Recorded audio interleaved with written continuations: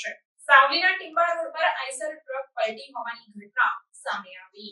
મળતી માહિતી મુજબ સાવલી ટીંબાના મુખ્ય માર્ગની બિસ્માર હાલતના કારણે અકસ્માત સર્જાયો હોવાની માહિતી હાલ અત્યારે સપાટી પર આવી છે।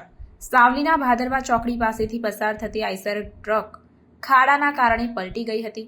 સાવલી ટીંબાનો મુખ્ય માર્ગ થાય છે સાવલીમાંથી પસાર, ત્યારે મુખ્ય માર્ગ પર પડેલ મસ્ત મોટા ખાડાઓના કારણે અકસ્માત સર્જાયો। સદનસીબે કોઈ જાનહાનિ થઈ નથી, ચાલકનો બચાવ થયો છે। ત્યારે વહીવટીતંત્ર દ્વારા સત્વરે રોડ પર ખાડા પૂરવવા માટેની માંગ કરાઈ છે।